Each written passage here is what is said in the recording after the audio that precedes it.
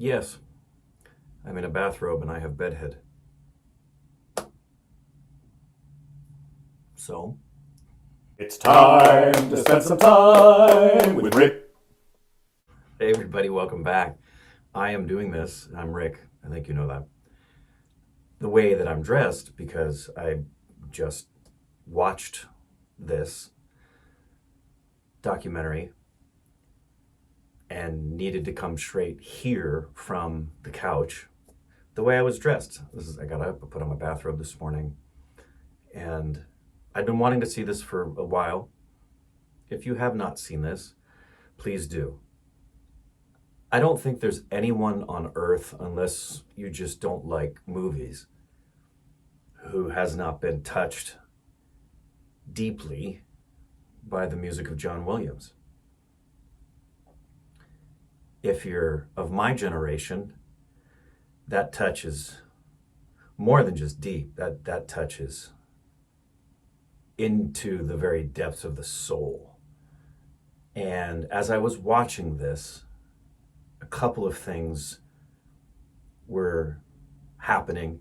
The first one was I found myself in a constant state of emotion. I just had nonstop love, thankfulness, and there are some pieces of Maestro Williams's music that the moment they start, I'm in tears. I spent a lot of the time watching this thing in tears. No, that's that I wanted to come in here, not just to share this in the rawness of the moment, but because that is how personal this is. The other realization I had, and it's not revelatory to say that I've always known that John Williams's music, along with Steven Spielberg's direction, have had the most significant impact on my life. Uh, in watching films, Spielberg has always been and will probably always be my favorite director. For many reasons that John Williams has always been my favorite composer. That's always been a foregone conclusion, but I realized something watching the documentary and taking note of the things that it covers in the span of his career. There is no artist in any art form who has had a more profound, personal, soul-stirring, imagination-igniting impact on my life in any medium than John Williams. I constantly talk about actors who inspire me because that's the primary discipline that I love and do and am in love with. However, that's just one aspect of a motion picture. I love movies. And I realized watching this documentary, there's no one. There's no one in any discipline in cinema who has had a more profound impact. Spielberg would be second with his direction, and then you would fall into the list of actors. But no one has changed me, inspired me, kept my dreams aloft, made me feel more deeply than John Williams. I mean, I think that's true for countless numbers of people, maybe millions. And it's obvious when you go, they cover this in the documentary. I've had the blessing of being able to go. I went with Micah to see John Williams conduct the LA Philharmonic at the Hollywood Bowl and do some of his music and get to hear. You can't hear everything he's ever done because he's done so much. There's no way you could do it in one night. You couldn't do it in 4 nights. But to hear the Imperial March and see all the lightsabers up, to be in the room and to applaud and know that he's getting to hear your hand clap and your voice shout for him. I've had that blessing with Micah to do that. We did it a few years ago. But everyone's been impacted by John Williams' music. If you've seen any of the films that he scored, which I don't think there's really hardly anyone on earth who hasn't. And there's countless millions who've been personally touched. But when I share with you what I'm about to share with you in the list of films that have permanently altered me forever, and at what age I was. That's what's critical, the age that I was when it happened. The very first film that John Williams ever had his hand on that had an impact on my life, that was profound, not just, I'm talking profound, was Fiddler on the Roof. That movie came out when I was 2. Jaws. I have a feeling Jaws is the second film I ever saw in a theater. I think the first film I ever saw in a theater was with my dad, was The Outlaw Josie Wales, and the second one was Jaws. And when Jaws came out, I was 6. Then came Star Wars. I was 8. Close Encounters of the Third Kind. I was 8. Superman. I was 9. Can't tell you what a 9-year-old boy feels seeing Superman fly and hearing that music, what that did to me.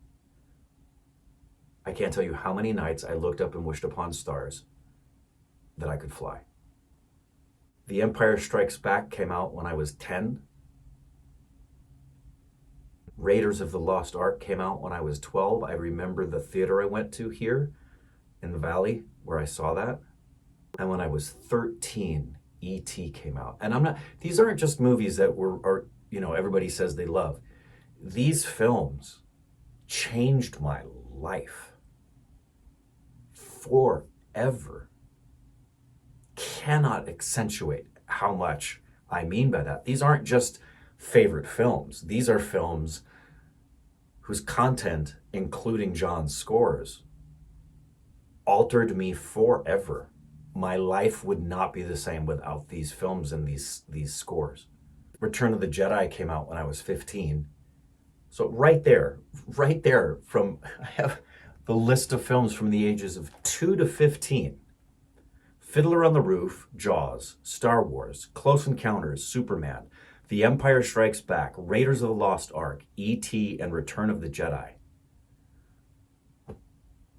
That's 9 films over a span of 15 years that are considered some of the greatest, biggest, most important films ever in the history of cinema.